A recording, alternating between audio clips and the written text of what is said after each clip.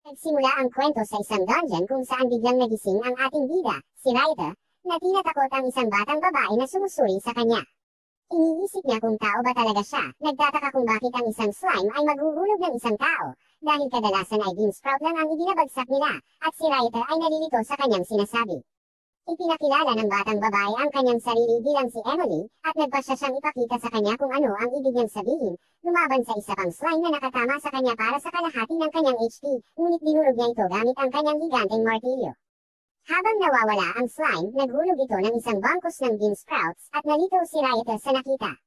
Ipinaliwanag ni Emily na nasa unang palapag sila ng isang dungeon na tinatawag na Telulo, at ang mga slime sa level na ito ay palaging naguhulog ng bean sprout.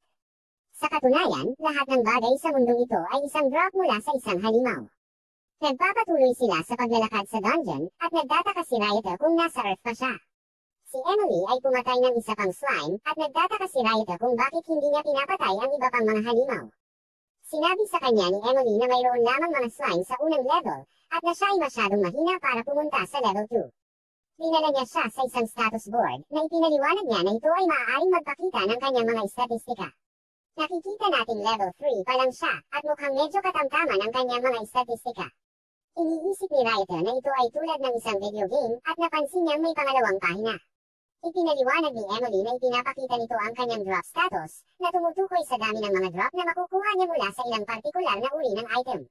Nakikita natin ang lahat ng kanyang drop stats ay nasa F rank, ngunit ang kanyang mga drop para sa mga halaman ay mas mataas sa E rank, kaya naman siya ay nagsasaka ng mga bean sprouts. Nagpasya si Raita na suriin ang kanyang mga estatistika, ngunit siya ay nadismaya nang makita niya ang lahat ng kanyang mga estatistika sa F, at ang kanyang level ay na-stock sa level 1. Tinitingnan niya ang kanyang pangalawang pahina, at nakita natin ang lahat ng kanyang mga drop stats ay nasa S. Sa tingin ni Emily, ang kanyang mga estatistika ay kakilakilabot, dahil ang S ay kasunod ng napakaraming iba pang mga titik sa alpabeto.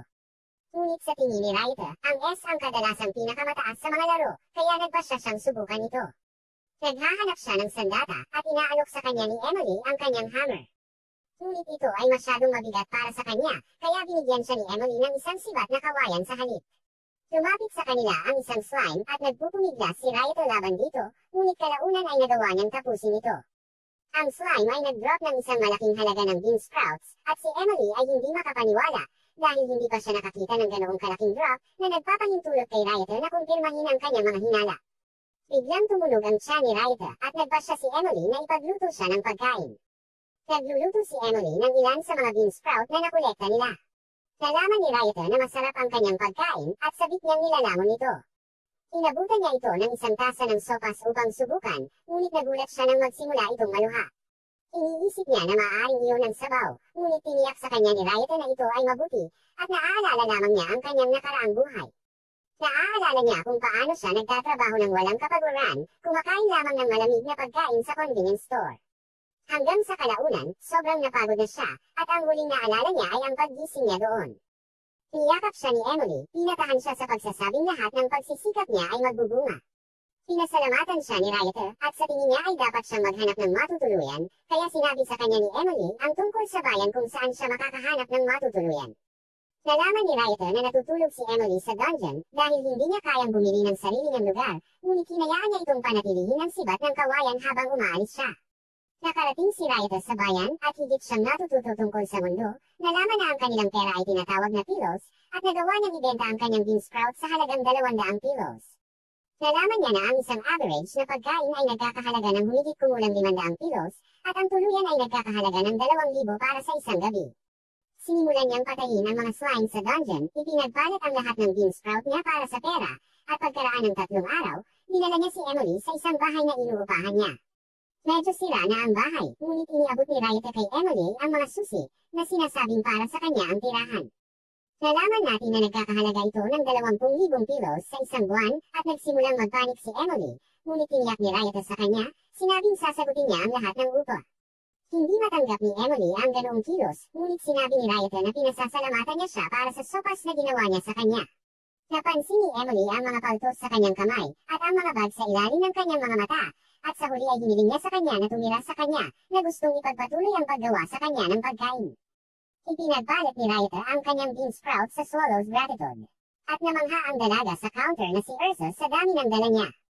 Sinabi sa kanya ni Rayta na plano niyang pumunta sa level 2 para makakuha ng mas mahusay na drop, at sinabi niya sa kanya na ang mga halimaw sa level 2 ay nagdadrop ng mga carrots.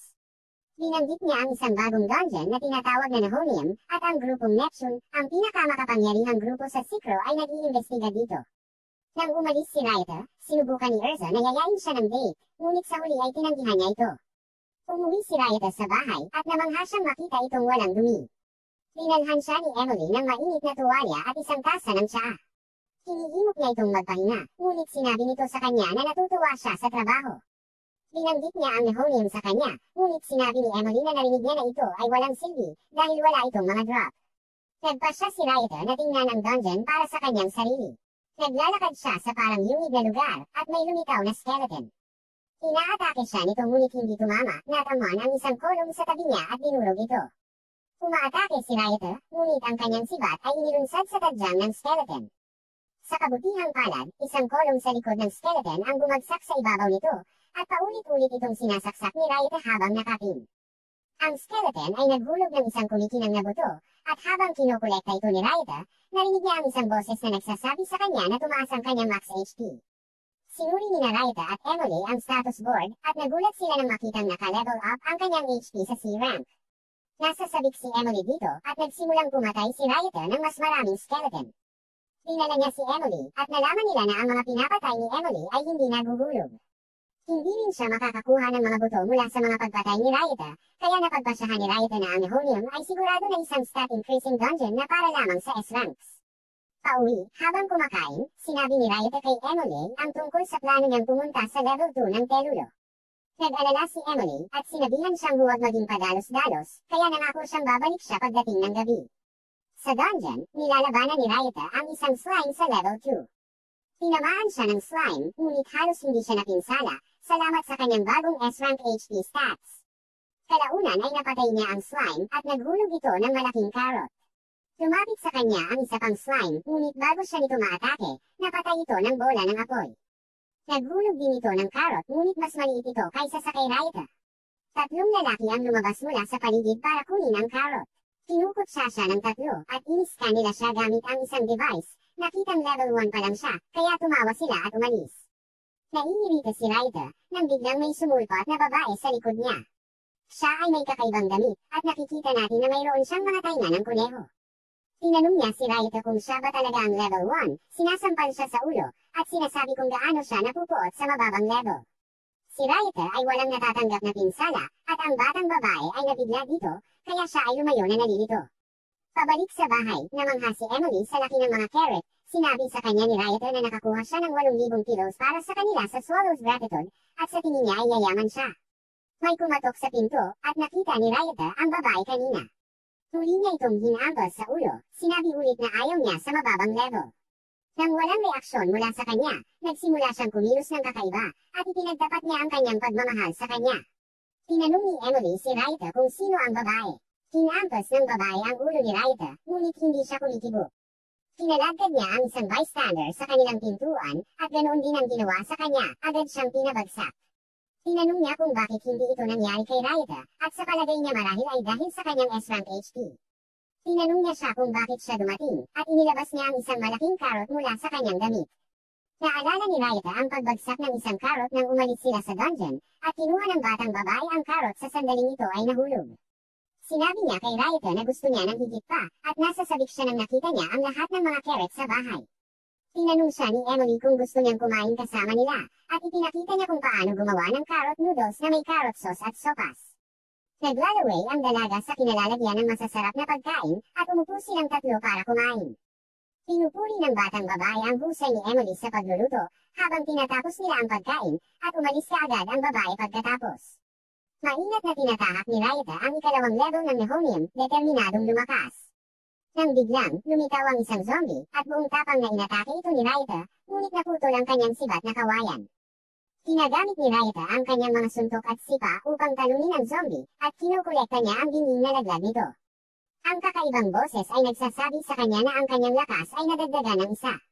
Sa sandaling iyon, si Rayta ay nabalisa ng isa pang boses. Tumangala siya para makitang kanina pa siya pinagmamasdan ng dalaga. Tumalon siya pababa, kinampas siya sa ulo, at tinanong siya tungkol sa drop. Ayaw ni Raita na malaman niya na ang kanyang drop rank ay S, kaya nagpasya siyang huwag sabihin sa kanya. Tinanong niya kung mayroon siyang anumang mga carrot at sinabi niya sa kanya na wala siya. Gusto niyang pumunta sa Telulu para sa mas maraming carrots, kaya sinabihan siya ni Raita na maghintay sa Swallow's Gratitude at umalis siya. Dumating si Raita sa Swallow's Gratitude na may hawak na 1 toneladang carrots. Lumakad siya sa dalaga, habang ang mga tao ay nagkukumpulan sa kanila. Binigay niya sa kanya ang 1 carrot at ang karamihan ay humihingal sa pagkabigla, habang ang batang babae ay tuwang-tuwa na kumakain sa carrot. Lumapit si Erza kay Raita at mabilis na nag-alok na bilhin ang lahat ng kanyang carrot sa dobleng halaga.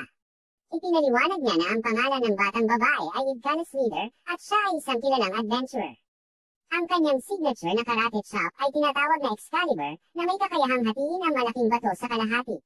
Isa rin siyang carrot expert kaya kahit anong carrot na aprubahan niya ay siguradong mataas ang presyo. Nag-aalok si Erza ng 15,000 pilos para sa bawat carrot.